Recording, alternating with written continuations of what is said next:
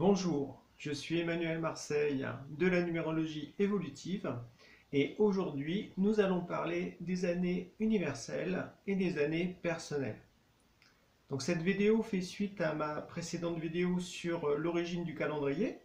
Donc si vous ne l'avez pas vue, allez la regarder, ça sera intéressant parce que j'explique pourquoi aujourd'hui en fait nous sommes en 2019 pour tendre vers 2020 et pourquoi en fait chaque début d'année commence le 1er janvier. Donc c'est intéressant de savoir tout ça. L'année universelle, qu'est-ce que c'est? En fait 2019, comment ça se calcule en numérologie? C'est très simple, vous additionnez tous les nombres. 2 plus 0 plus 1 plus 9, ce qui nous donne 12 et 12, 1 plus 2 ça fait 3. Donc 2019 vibre donc sur le nombre 3. C'est un climat global qui est mondial, qui touche, on va dire, plus précisément les pays de culture chrétienne. Voilà, parce que le calendrier tel qu'on l'utilise, même s'il est mondial, en fait, il fait référence à la venue de Jésus-Christ. Voilà, donc les Chinois ont un calendrier particulier, tout comme les musulmans, tout comme les Hébreux. Donc chacun a aussi sa base de temps. Mais globalement, au sein de l'humanité, c'est le calendrier chrétien grégorien qui prédomine en quelque sorte et qui fixe les dates, notamment des grands rendez-vous, etc. Donc l'année universelle, ça montre un climat qui est comme extérieur à nous. C'est un climat qui peut être relationnel, individuel, collectif, etc. Donc qui va nous, en fonction du nombre, en fait, nous renseigner sur un petit peu dans quelle énergie on va baigner durant toute une année. Donc c'est un peu comme la météo, c'est vraiment, ça nous entoure. Donc ça peut en fait nous influencer positivement ou négativement. Tout dépend en fait de notre état d'esprit.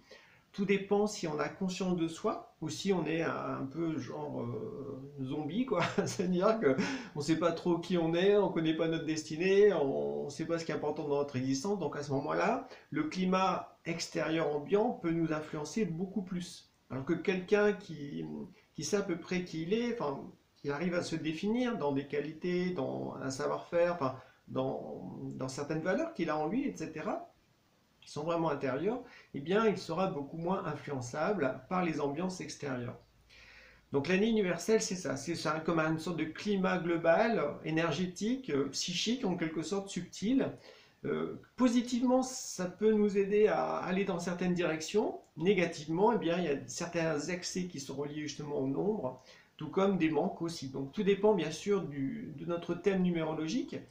Comme là, pour l'année 2019, ça vibre sur le nombre 3. Eh bien, si on a des 3 dans notre thème natal, eh bien, ce sont des parties qui peuvent être plus ou moins titillées en quelque sorte, encouragées ou déviées de leur route. Voilà, donc d'où le fait d'être conscient, vigilant de ce qui se passe et de faire attention justement à ne pas tomber dans les grands mouvements de foule collectifs qui sont vraiment reliés à quelque chose de global et d'extérieur. En numérologie évolutive, pour préciser un peu le climat de l'année universelle, j'utilise aussi le jour de la semaine correspondant au 1er janvier. Voilà, parce que comme le 1er janvier, ça montre le départ d'une nouvelle année universelle, eh bien le jour, le moment où ça arrive, en fait, n'est pas anodin. Parce que chaque jour de la semaine est relié à une sphère planétaire. Voilà. Si c'est le lundi, c'est relié à la Lune. Si c'est le mardi, relié à Mars.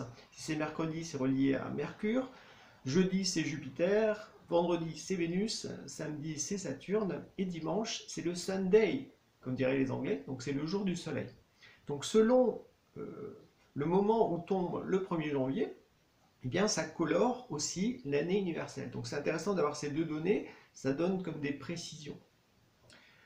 Donc ça c'est le climat extérieur, l'année universelle. Ensuite, en numérologie, on utilise ce que l'on appelle les années personnelles. Alors comment ça se calcule? Là encore, c'est très simple. Vous additionnez votre jour de naissance, votre mois de naissance à l'année universelle dans laquelle vous vous trouvez. Donc ça donne un certain nombre que l'on réduit à l'unité. Et donc cette année personnelle ça va montrer plutôt votre climat intérieur. Si on fait la comparaison avec l'année universelle c'est le monde extérieur ou c'est la nature extérieure. Et l'année personnelle, c'est votre foyer, chez vous, voilà, chez vous. Donc c'est chez vous, c'est aussi en vous, voilà. Et donc, s'il neige à l'extérieur, chez vous, il fait quand même chaud, vous voyez, donc vous allumez un feu, etc. Donc ça veut dire que l'année personnelle va vous faire ressentir des choses, mais depuis l'intérieur de vous, voilà, et il faudra les vivre, voilà. Donc c'est dans ce sens-là, il peut y avoir comme une sorte d'interaction ou on va dire, de dysfonctionnement entre le climat extérieur et votre climat intérieur. Toujours est-il que le plus important, c'est votre climat intérieur, parce que c'est relié à votre destinée. Donc c'est comme une sorte de mouvement pour vous aider à avancer dans certaines directions. Par rapport à l'année personnelle, en numérologie, on trouve deux grandes visions qui sont très distinctes l'une de l'autre, parce que dans la vision classique, on fait démarrer l'année personnelle le 1er janvier. Comme le climat extérieur passe d'une année à une autre, eh bien c'est comme si tout le monde passait, selon cette vision classique qu'on retrouve dans les magazines ou dans la plupart des bouquins de numérologie, on vous dit que l'année personnelle commence le 1er janvier. Tac, voilà. Ensuite, il y a une autre vision qui est beaucoup plus individualisée, qui dit que l'année personnelle commence le jour de votre anniversaire. Donc là, c'est beaucoup plus précis. Ça dépend de vous, du moment précis au cours de l'année au moment où vous êtes né. Donc c'est quelque chose qui vous touche plus. D'ailleurs, vous fêtez votre anniversaire, non pas le 1er janvier, mais le jour de votre anniversaire, proprement dit, voilà. Donc il y a quelque chose, il y a une règle. Donc ces deux visions sont très différentes, voilà. Donc en numérologie évolutive, j'utilise la vision individualisée. Donc je vais vous expliquer pourquoi. C'est toujours important quand on affirme quelque chose en numérologie ou dans une autre science comme l'astrologie, etc., c'est important de donner des explications. Parce qu'en fonction de ces explications, eh bien, vous allez comprendre le point de vue de celui qui dit les choses. Si, par contre, on vous dit c'est comme ça, et puis si vous demandez pourquoi, on vous dit c'est comme ça, en fait, ça veut dire qu'il n'y a pas d'explication. Ça veut dire, au fond, que c'est un dogme. Donc, c'est une croyance. Donc, à partir du moment où il n'y a pas d'explication, c'est comme si on vous disait c'est ça la vérité, il faut que vous y croyez. Donc on est dans le domaine de la croyance à ce moment-là. Moi je vous dis surtout ne croyez personne. Expérimentez, faites vos calculs, faites le point avec votre vie pour voir si les nombres, si les années personnelles correspondent à ce que vous vivez réellement. C'est important. Parce qu'en comprenant, eh bien, vous êtes libre en fait. Et puis vous pouvez vous faire votre propre opinion sur chaque sujet. Donc ça c'est vraiment vital, en tout cas à mes yeux. Donc du point de vue de la numérologie évolutive, je fais démarrer l'année personnelle le jour de l'anniversaire. En fait c'est un petit peu comme certaines cathédrales qui, de par leur construction, à chaque solstice d'été ou chaque solstice d'hiver, eh bien, il va y avoir un rayon de lumière qui va traverser la cathédrale, mais juste à ce moment-là. Voilà. Donc les bâtisseurs, ils ont vraiment construit justement certains monuments sacrés en alignement justement avec l'ordre céleste, avec le passage du soleil à chaque solstice. Voilà. Et donc ce solstice, symboliquement, c'est comme si en numérologie, quand vous avez votre anniversaire, eh bien, c'est comme s'il y avait une sorte de rayon de lumière qui vous traversait, qui venait du ciel, qui venait vous habiter, voilà, et qui allait comme déposer en vous des germes pour votre année personnelle qui va se déployer sur 365 jours, d'un anniversaire à un autre. Voilà. Donc c'est pas anodin, c'est un petit peu comme le jardinage, c'est-à-dire que vous n'allez pas planter vos graines si vous faites un potager, si vous travaillez dans un potager, vous n'allez pas planter vos graines le 1er janvier ou n'importe quand. Non, vous allez attendre le bon moment, d'accord? Donc il y a une sorte de sagesse là-dedans. Donc en numérologie, au niveau de l'année personnelle, il y a aussi cette sagesse, à savoir que au moment de l'anniversaire, chacun reçoit en lui des graines subtiles, voilà, qui vont se déployer sur les 365 jours de son année personnelle. De même que les mois personnels, avec cette vision, eh bien, vont toujours commencer au jour correspondant à votre jour de naissance. Si par exemple vous êtes né un 17, eh bien c'est le 17 de chaque mois que vous changez d'ambiance au niveau du mois personnel. Parce qu'en numérologie, on peut aussi calculer le mois personnel. Donc ça nous donne quelque chose d'assez précis pour justement percevoir qu'est-ce qui va être important de vivre durant son année personnelle et durant chaque mois, de façon à progresser dans la bonne direction et à avancer dans sa destinée avec une certaine lucidité. Cette notion aussi de faire commencer en fait l'année personnelle, le jour de l'anniversaire jusqu'au prochain anniversaire, c'est un petit peu comme le principe des études, c'est-à-dire que les étudiants rentrent à l'université ou au lycée, etc. en septembre, et ils ont un programme, voilà, qui va se déployer justement sur 10 mois.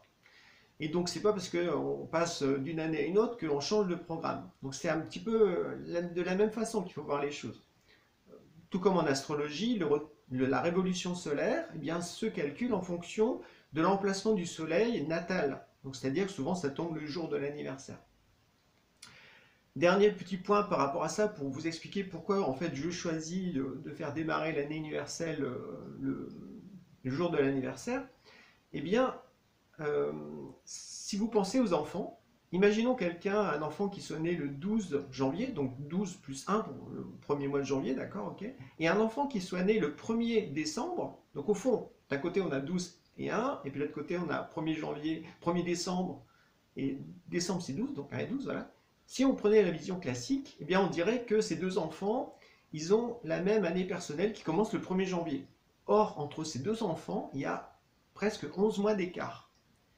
Quand vous regardez les enfants, en l'espace de 11 mois, leur développement physique, psychologique est énorme. D'ailleurs, au niveau de l'école, un enfant qui est né le 12 janvier ne sera pas dans la même classe qu'un enfant qui est né le 1er décembre. Et il y a une sagesse là-dedans. C'est parce que le développement de l'enfant est très, très vaste, en l'espace de 11 mois. En numérologie, c'est pareil. Je veux dire, quelqu'un qui est né le 12 janvier, eh bien, lui commencera son année personnelle le 12 janvier, et quelqu'un qui est né le 1er décembre commencera son année personnelle le 1er décembre. Pourtant, c'est la même année universelle, vous voyez? Donc ça veut dire que si on regarde la vision classique de l'année personnelle qui commence le 1er janvier, on va dire que tout le monde, c'est comme si tout le monde avait son anniversaire le 1er janvier, et en fait il n'existe que 9 années personnelles pour toute l'humanité. Alors que si on prend la vision individualisée de l'année personnelle qui commence le jour de l'anniversaire, eh bien au cours d'une année, il y a 365 possibilités. Parce que chaque anniversaire correspond à un jour de l'année. Donc il y a donc 365 années personnelles individualisées, en fait, si on prend la seconde vision. C'est intéressant. D'autant plus qu'en numérologie évolutive, je tiens compte aussi de votre jour d'anniversaire, comme pour le 1er janvier, vous voyez? Donc si votre anniversaire c'est un mardi, un mercredi, un dimanche, etc., eh bien il y a une coloration particulière qui va justement peaufiner l'interprétation numérologique de votre année personnelle. Donc tout ça, c'est... Voilà. Pour terminer, ce qui est intéressant avec l'année personnelle, souvent, pourquoi les gens s'intéressent à leur année personnelle, c'est parce qu'ils ont envie de savoir qu'est-ce qui va, entre guillemets, se produire ou quels sont les grands axes de développement au cours de leur année. D'accord? Donc c'est une sorte de prévision, c'est-à-dire qu'on essaie de prévoir un petit peu qu'est-ce qui va être important dans sa vie. Donc c'est en fait un chemin qui nous pousse vers le futur. Mais la numérologie sert aussi à comprendre son passé, à comprendre aussi le présent. Or, quand on vit une épreuve ou un défi ou quelque chose de majeur dans sa vie, un événement capital, eh bien ça n'arrive pas n'importe quand. Voilà. Et donc, si on prend les deux visions, eh bien on va se rendre compte que dans un cas sur 4, ok, les deux nombres seront identiques au niveau de l'année personnelle et du mois personnel notamment, parce que ça donne une coloration. Ça met le doigt sur certaines choses qui sont capitales en lien avec votre destinée. Donc si vous vivez un événement majeur, c'est que ces éléments reliés à votre destinée eh bien, sont présents. Donc il faut en quelque sorte les décrypter. Si on prend les deux visions, eh bien, on va se rendre compte que l'interprétation peut beaucoup changer, parce que si pour un même événement, si avec l'année classique on dit que vous êtes en année 5, puis avec la version individualisée on dit que vous êtes en année 4, eh bien c'est pas du tout le même climat, vous voyez? Parce que bon, les nombres, voilà, ils ont chacun leur particularité, leur force, voilà, leur capacité, etc. Et en plus, il y a les mois personnels qui interviennent. Dans la vision classique, on fait commencer le mois personnel le 1er de chaque mois. Voilà. Alors que dans la vision individualisée, on fait commencer le mois au jour correspondant à votre date de naissance, d'accord? Si vous êtes né un 17, c'est le 17 de chaque mois que ça varie. Et c'est pas parce que vous passez d'un mois à l'autre que ça va changer de vibration. Donc tout ça, indique aussi que quand on est face à des événements marquants de notre vie, la numérologie sert aussi à éclairer ces événements pour justement nous aider à comprendre le message de notre destinée, le message que l'univers veut nous faire comprendre au travers de ces événements.